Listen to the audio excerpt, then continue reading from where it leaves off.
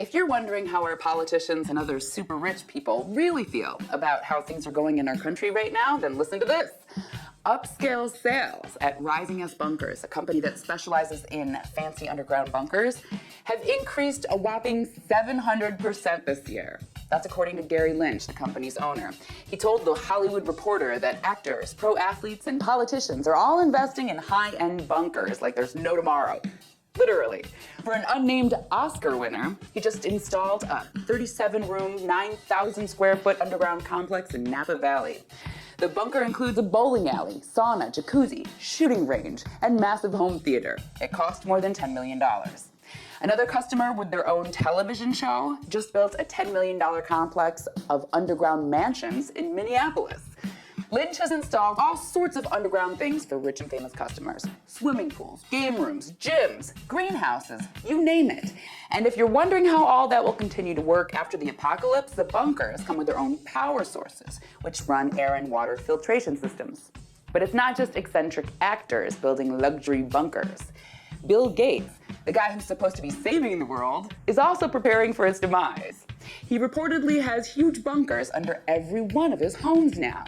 Pro athletes are also big customers, but maybe the most interesting customers on the list are the politicians.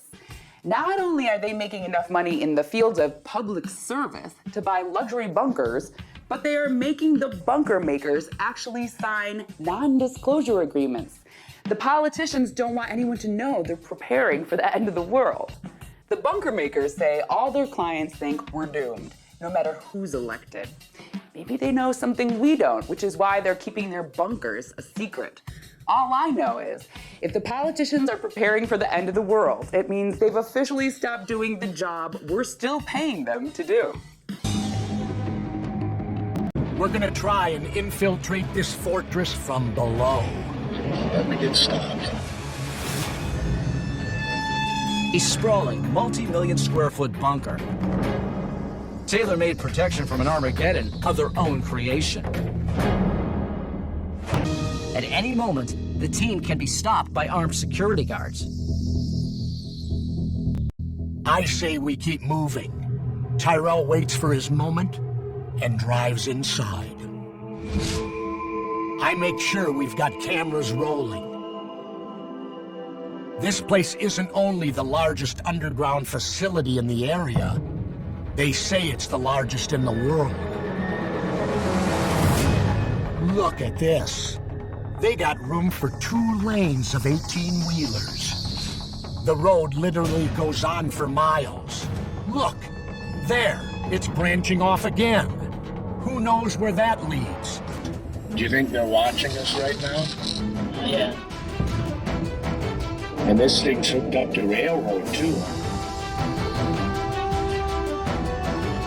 This facility covers 50 million square feet, all underground, all climate controlled. They got warehouses for food, data, all sorts of things. Offices, manufacturing, even underground farming, and stockpiles of crude oil. Oh yeah, there's plenty of space to live in. You can fit thousands of people here. If you want to save that many. Anything now. This is huge. This is an underground city. And there are dozens of these across the region. This is starting to look a lot like conspiracy fact. We head back into daylight. And what do you know? Just across the way, railroad tracks. And parking lots full of buses and green energy vehicles. It's like they got door-to-door transportation for the chosen few. When it's time to move inside and weld those doors shut. Is that a coincidence? Just happens to be there.